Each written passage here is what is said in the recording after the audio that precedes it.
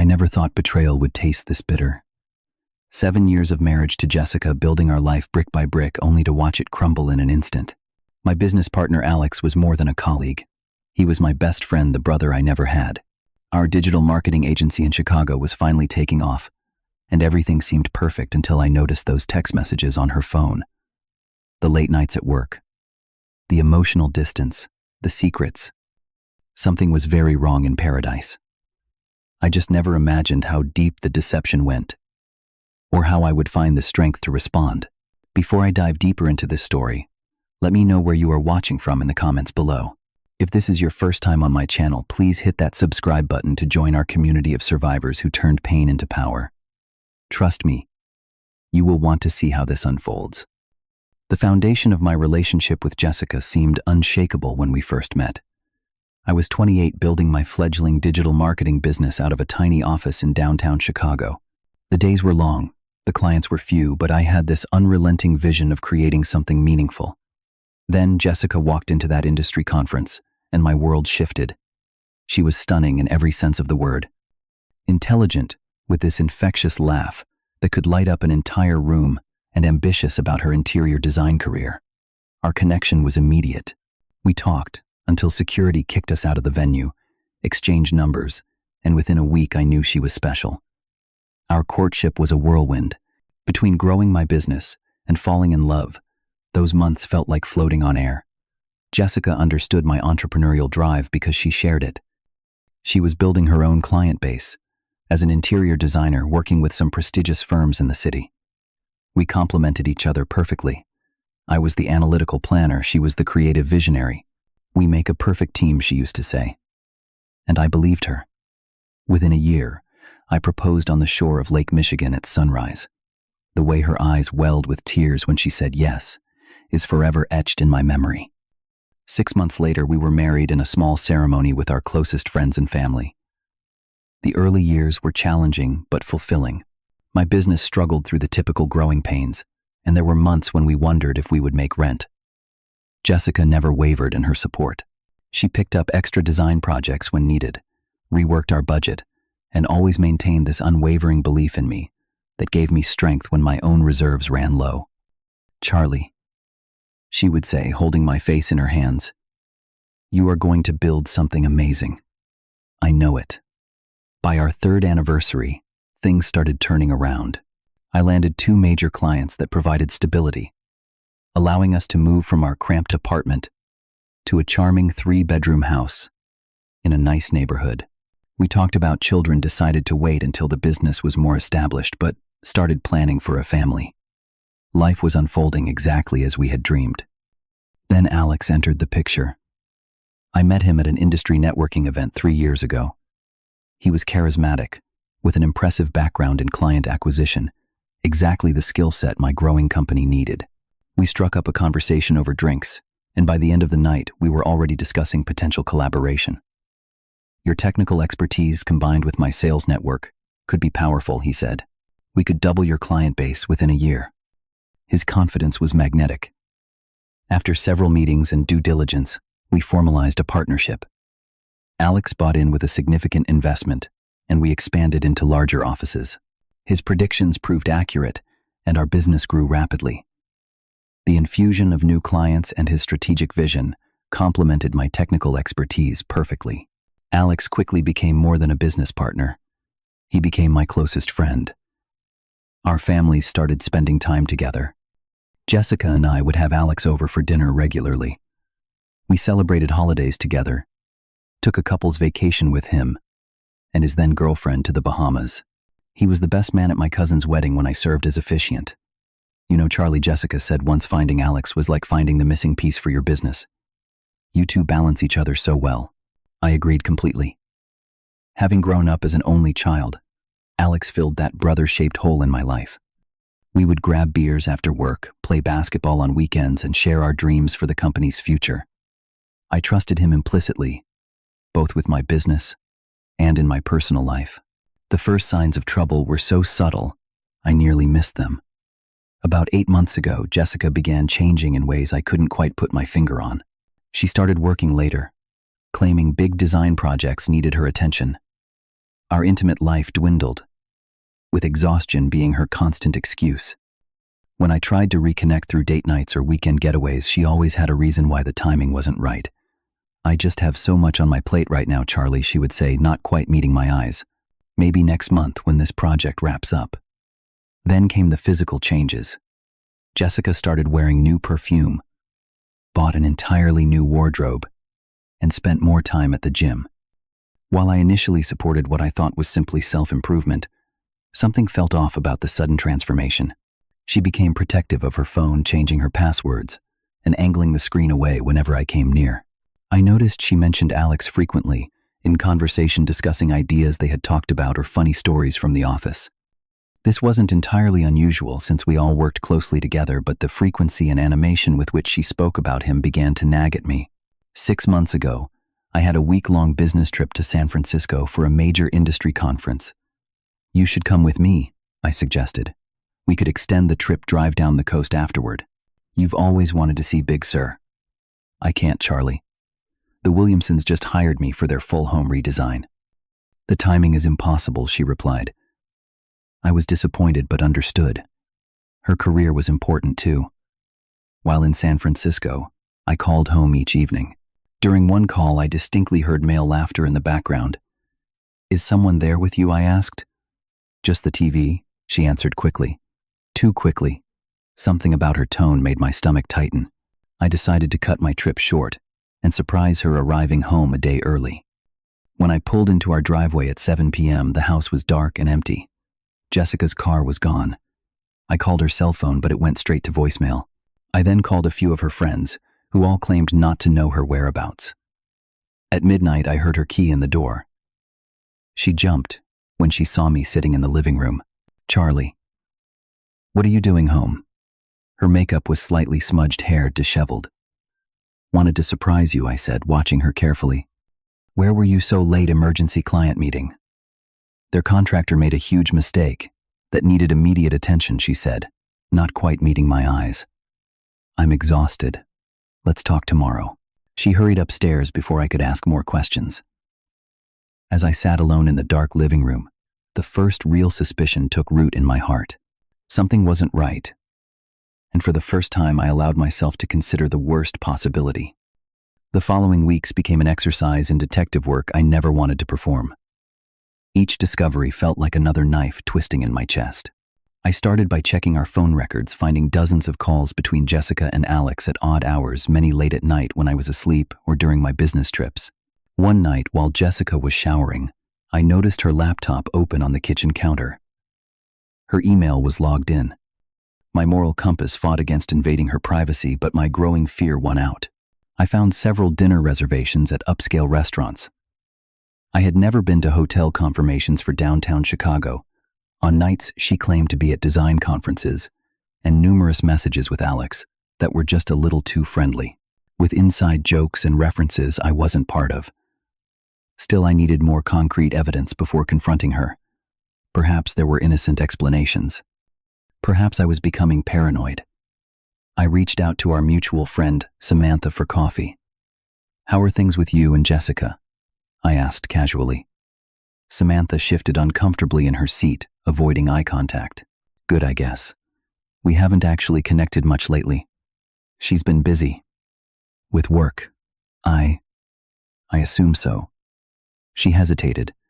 When I mentioned Alex, I noticed her stiffen slightly. The conversation remained superficial, but her body language spoke volumes. The anxiety was destroying me. I lost weight, couldn't sleep, and found myself distracted at work. Alex noticed the change. "You okay, buddy? You seem off lately," he asked with what appeared to be genuine concern. "Just stressed about the Wilson account," I lied, unable to look my potential betrayer in the eye. After 3 weeks of gathering inconclusive evidence and destroying my mental health in the process, I made a decision I never thought I would make. I hired a private investigator. It felt sleazy and desperate, but I needed to know the truth one way or another. 2 excruciating weeks later, the investigator requested a meeting. He arrived with a manila envelope that would shatter my world. "I'm sorry, Mr. Walker," he said, sliding the envelope across the table. Inside were dozens of photos, timestamps, and a detailed report. Jessica and Alex entering a boutique hotel downtown. Jessica, wearing dresses I had never seen. Their intimate body language, leaving no doubt about the nature of their relationship. Text message transcripts the investigator had somehow obtained revealed the affair had been going on for 6 months. They met primarily during my business trips, or when she claimed to be working late. The most painful discovery was their discussions about a future together. They talked about how they would eventually leave their respective situations, how they were meant to be together, and how they just needed to figure out the right timing. I locked myself in my office after the investigator left and broke down completely. Painful sobs racked my body as I grieved the death of my marriage and friendship simultaneously. The physical pain was unbearable. I couldn't breathe, couldn't think beyond the images of their betrayal playing on repeat in my mind. That night I experienced my first panic attack. My heart raced so fast I thought I was having a heart attack. The room spun, and I felt myself gasping for air on our bathroom floor. For days afterward, I couldn't eat, losing 8 pounds in a week. Sleep became impossible, without seeing their faces, imagining their intimate moments, torturing myself with details I would never know. After a week of private hell, I decided to confront Jessica. I made reservations at Martinelli's, the Italian restaurant where we had celebrated our first anniversary. I would approach this calmly, give her a chance to come clean, and then decide our next steps based on her honesty or lack thereof. I texted her about dinner, presenting it as a date night to reconnect. She initially made excuses about deadlines, but I insisted, saying it was important for our marriage. She reluctantly agreed. That evening I arrived early, rehearsing what I would say. The speech I had carefully prepared evaporated the moment she walked in 20 minutes late, looking distracted and checking her phone repeatedly. "Sorry, crazy day," she said, not sounding particularly sorry. Throughout appetizers, her phone kept buzzing with notifications she tried to subtly check. "Is that Alex?" I finally asked, my voice steadier than I felt. Her head snapped up, eyes widening. "What, no? Why would you ask that?" "Because I know Jessica. About the affair. I know everything." Her initial reaction was denial, then outrage that I had spied on her. Not once did she express remorse or acknowledge the pain she had caused. "You've been distant, always working. What did you expect?" She hissed, somehow twisting my dedication to our financial security into justification for her betrayal. "I expected loyalty," I replied quietly. "I expected the vows we took to mean something." "You're so naive, Charlie. People outgrow each other. Alex understands me in ways you never could." Her words cut deeper than any knife. The conversation escalated until she stood up, throwing her napkin on the table. "I can't do this right now. You clearly need time to process that relationships evolve. We'll talk when you're being reasonable." She walked out, leaving me alone with a half-eaten meal and the stares of other patrons who had witnessed our marital collapse in real time. When I returned home, the house was dark. On our bed was a hastily scribbled note: "I need some space to think. Staying elsewhere for a few days." Opening her closet, I found half her clothes missing. She had planned this exit probably while I was sitting at the restaurant waiting for her. That night, as I sat in our empty home surrounded by photos of happier times, my phone rang.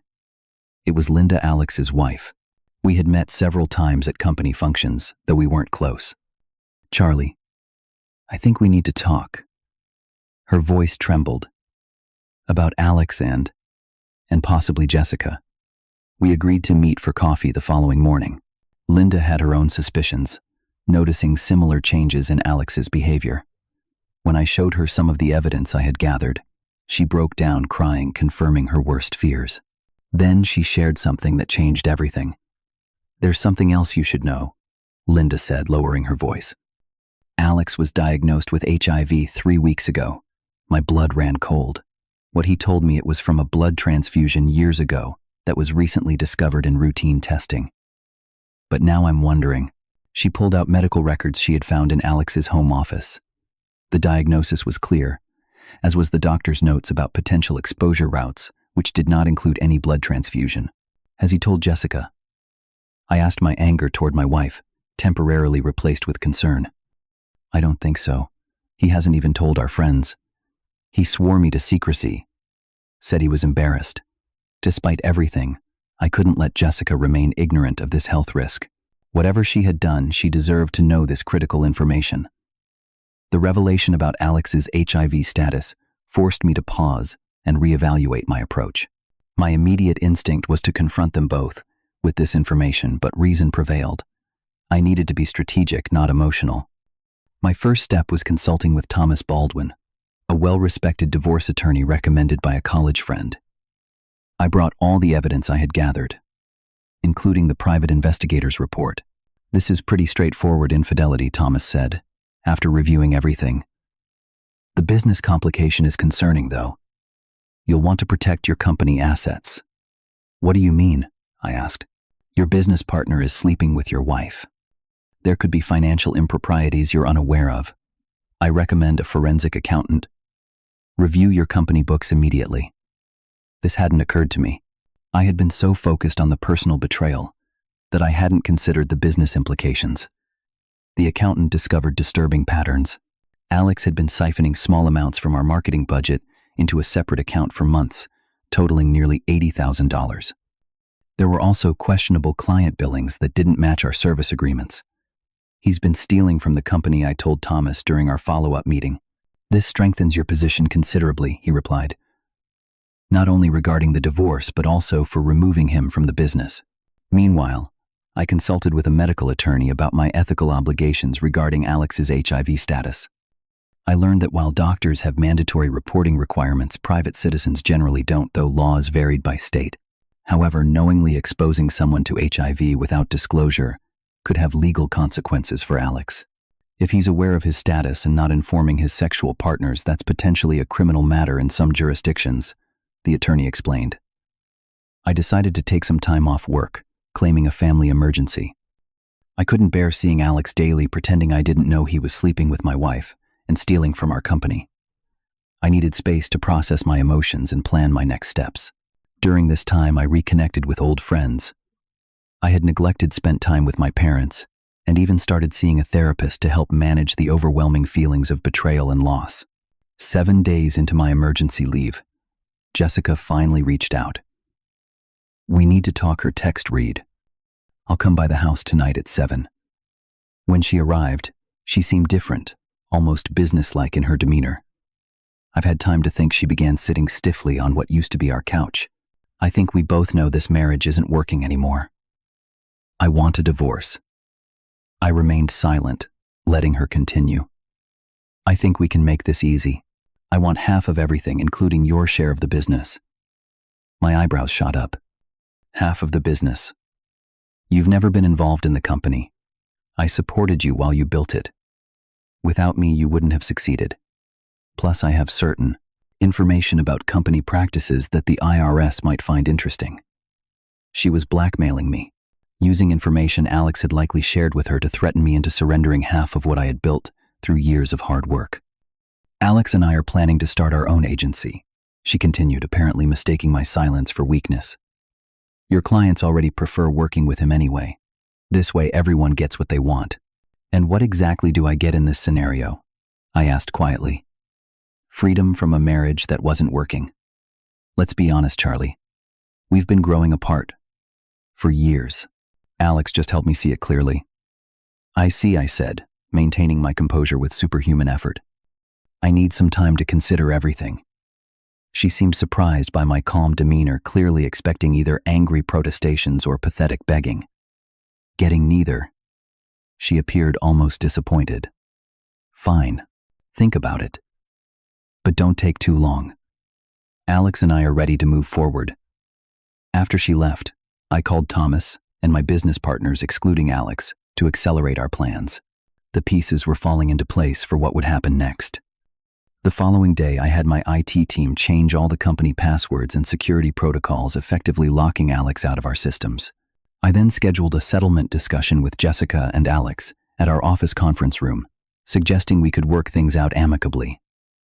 They took the bait, arriving together at the scheduled time. Jessica wore a triumphant smile while Alex couldn't quite meet my eyes. They sat across from me, their body language intimate and comfortable with each other. Thomas arrived precisely on time, introducing himself as my attorney. Their smug expressions faltered slightly. Before we begin discussing terms, I said calmly, I want to make sure we're all operating with the same information. I slid divorce papers across the table to Jessica. These reflect a standard division of our personal assets, excluding the business entirely. That's not acceptable, she began, but I held up my hand. I'm not finished. I turned to Alex. As for the business, these documents outline the evidence of your financial misconduct, including the $80,000 you've diverted to your personal account. The blood drained from his face. Charlie, there's been a misunderstanding. The police and IRS may see it differently. I continued. However, I'm prepared to handle this internally, provided you surrender your ownership stake and sign a non-compete agreement. Jessica looked confused, darting glances between us. What's he talking about, Alex? It's nothing, just a misinterpretation of standard business practices, he said dismissively, though sweat had begun beading on his forehead. And finally, I said, retrieving the last document from my briefcase, there's one more piece of information that should be shared. I slid a copy of Alex's medical records toward Jessica. Alex tested positive for HIV 3 weeks ago. He hasn't disclosed this to you, putting your health at serious risk. The room fell silent. Jessica's eyes widened as she read the document, her hands beginning to shake. Is this true? She whispered, looking at Alex. I was going to tell you, he stammered. I was waiting for the right time. It's not a big deal with medication these days. Not a big deal. Jessica's voice rose sharply. You've been sleeping with me for months, knowing this could happen. How could you? I was scared you'd leave, he admitted pathetically. Well, you were right about that. She stood abruptly, gathering her purse. I need to get tested immediately. Don't call me, don't text me, don't come near me ever again. She stormed out, leaving Alex slumped in his chair. His betrayal of both of us now complete. The company security team is waiting outside to escort you from the building, I told him quietly. Your personal items will be shipped to you after they've been examined for any company property. The ownership dissolution papers require your signature by Friday. Charlie, please, he began, but I cut him off. We're done here. Unlike you, I've informed all parties of relevant health information. What happens next is up to the authorities if you refuse to cooperate with the business separation. As security led him away, I felt no satisfaction, only a hollow sense of justice, and the first tentative steps toward closure. The weeks following that confrontation were challenging but transformative. Jessica tested negative for HIV. Fortunately, though, she would need follow-up testing to be certain. She attempted to apologize once the initial shock wore off, claiming she never would have pursued things with Alex had she known the full situation. I made a terrible mistake, Charlie, she said over the phone. Maybe we could try counseling. No.